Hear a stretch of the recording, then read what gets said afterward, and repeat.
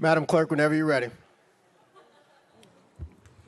Your second order of business is a presentation, The Health of Women and Girls in Louisiana, Racial Disparities in Birth Outcomes. Emily Harville, Ph.D., Associate Professor at Tulane University School of Public Health and Tropical Medicine. Valerie McMillan, Yoga Instructor, Director of the OHM Well. Kimberly Novod, Founder Saul's Light Foundation. The Mary Amelia Douglas Whited Community Women's Health Education Center at the Tulane University School of Public Health and Tropical Medicine will be making a presentation on the subject of the health of women and girls in Louisiana, racial disparities in birth outcomes. Ladies, good morning and welcome. Thank you. Please. No. I think you're on. Hello? Yes. There we go. We'd like to thank the Council for inviting us to speak today. My name is Emily Harville. I'm Associate Professor of Epidemiology at the Tulane School of Public Health and Tropical Medicine. And so I'm going to give some of the background on the topic that we're talking about. In 2013, in Orleans Parish, 45 babies died. In 2015, there were over 600 preterm births, meaning births that are too early, and over 500 low birth weight babies, meaning babies that are too small. Over 100 of those were very preterm, so months early, or very low birth weight, meaning 3 pounds or less.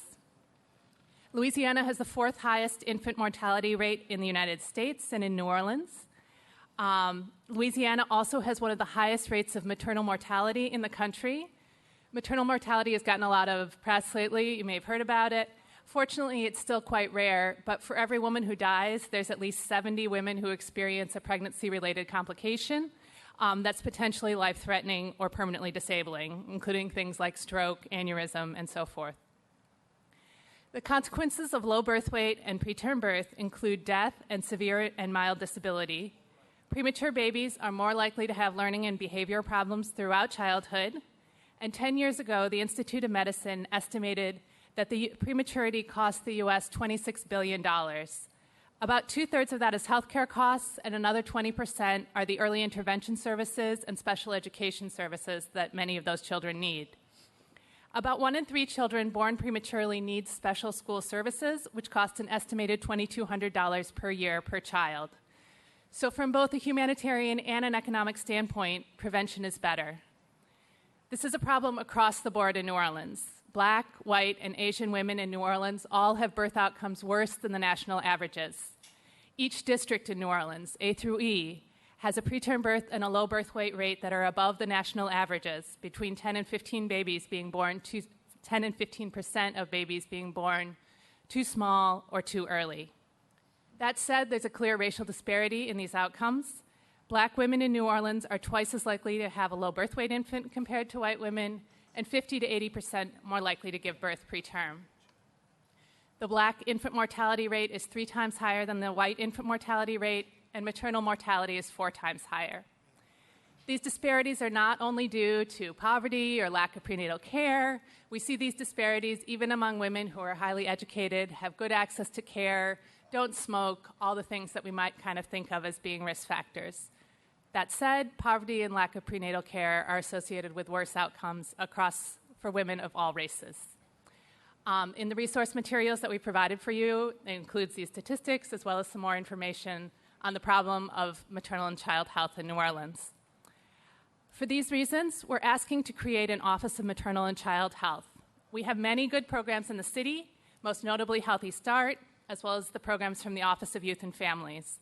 But too often there's not coordination among these programs, and the data to identify the programs that really work are not properly collected or not used if they're collected. An Office of Maternal and Child Health could leverage existing resources, strengthening and expanding services that would benefit mothers, children, families, and ultimately adults. So now we have some other members of the coalition here to talk about their lived experiences as well as their work in the community. Good morning, council members. My name is Kimberly Novad, and I'm here today because I am a statistic. I am the one woman in 4 who experiences pregnancy or infant loss. And this is my son, Saul. He is also a statistic. He is just one baby that makes up Louisiana's 4th highest infant mortality rate.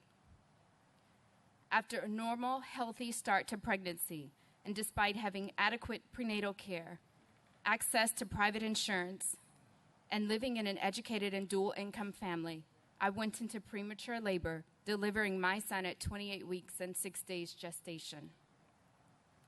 He weighed 2.5 pounds at birth. After a near month-long NICU stay, Saul passed away peacefully in my arms. That night when I left the hospital, I left a piece of my heart there. I tried to process my grief and NICU experience, and after searching for help, found that there were little to no resources available for mothers and families who had gone through experiences such as mine.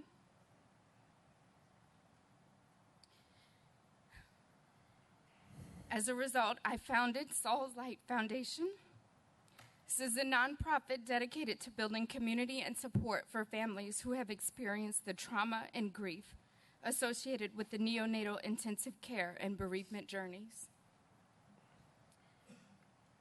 What having an Office of Maternal and Child Health could mean for us is a partnership with the city designed to reach more families, to expand our village, and to empower women to know their rights, advocate for their reproductive health, and ultimately reduce the maternal and infant mortality rates, which you now know are some of the highest in the country.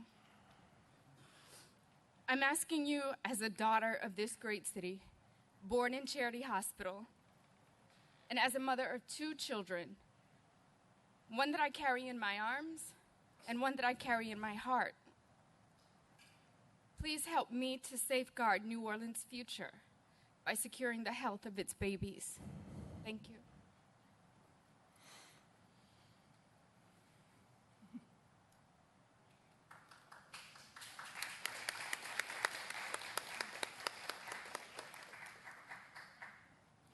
Thank you, Kimberly, for sharing. Good morning, Council. My name is Valerie McMillan, and I'm the director of the Om Well, which is a mobile yoga and wellness studio. We offer classes all over the city, including prenatal and postnatal classes. Before that time, I was a civil servant for about 6 years, most recently as a senior city planner with the Civil Service Commission. So I'm excited to be here this morning to be able to present as a private citizen, as an advocate, as a mother, and as a member of this Maternal and Child Health Coalition. So let me share a little bit about my birth and labor story for my daughter Marley, who's now 1.5 years old. So my initial prenatal visit, the physician wanted to just hand me off to a teaching doctor without asking what I needed or what I wanted. So I felt that I wasn't seen, I wasn't heard, I wasn't understood. So luckily for me, a lot of my friends were doulas. So they let me know that there were alternative birthing centers in New Orleans that better aligned to my needs and my beliefs. So I had a healthy pregnancy, did everything as planned, but things changed, and I had an unplanned C-section. And so in the room, I could only have one support person, who was my daughter's father.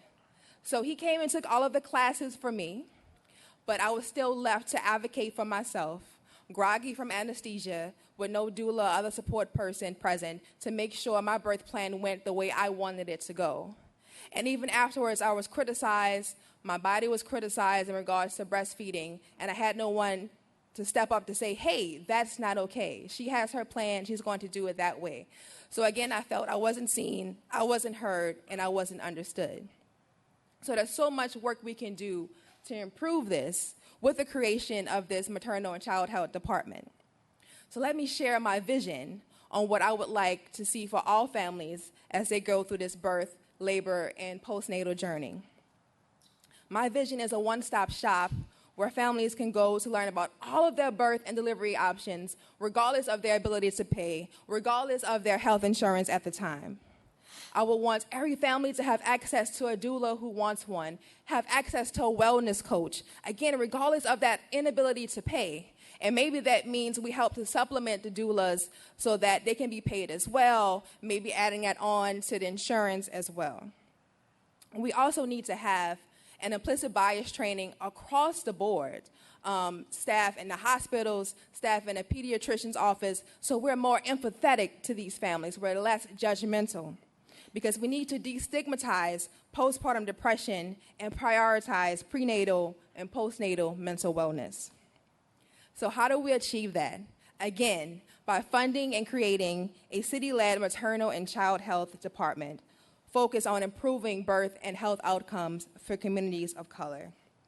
And with that office, we also need to hire support staff, a community coordinator to be the liaison between the different departments, the community organizations, and the families to make sure they get all of the resources that they need. We also need someone to translate the insurance to make sure citizens know what they have access to, what they qualify for, and to remove some of those language barriers, some of those cultural barriers that may prevent people from getting the access to services that they need. And we also would need to have an epidemiologist in this department as well to accurately track the stories, to track the lives, to make sure we are all counted.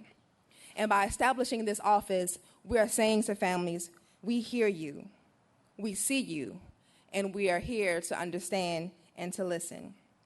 So thank you all for having us this morning. And I'm, again, excited to be a part of this coalition and helping to move this work forward.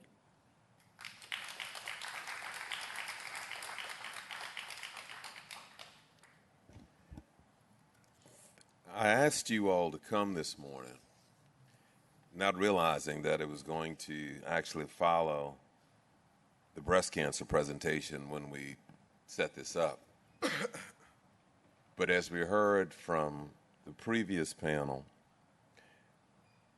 there are very few issues that are gender or race or economic specific. Breast cancer affects men. Infant mortality affects men. It's not a women's issue.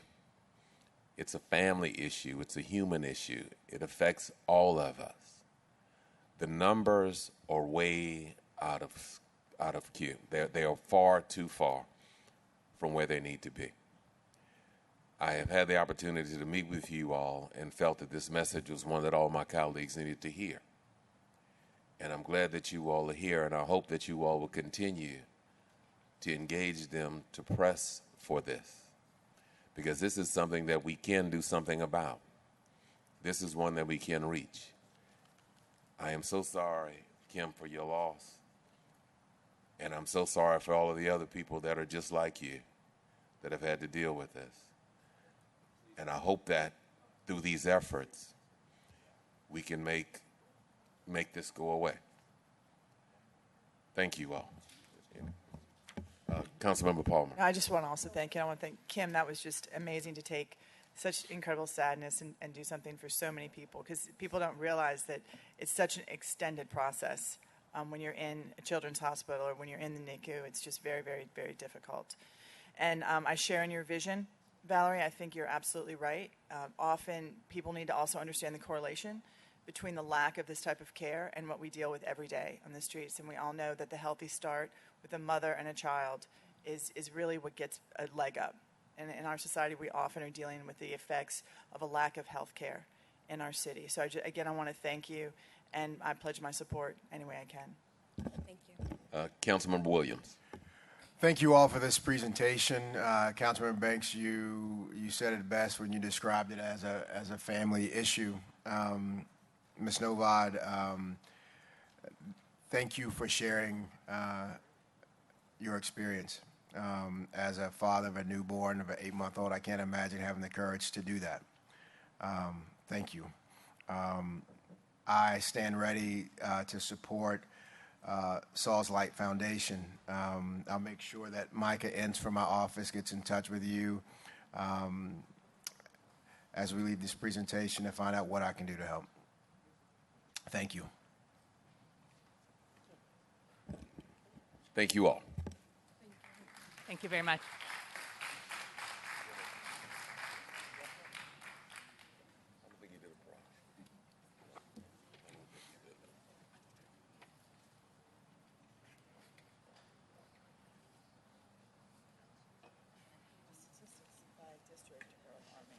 Isn't it?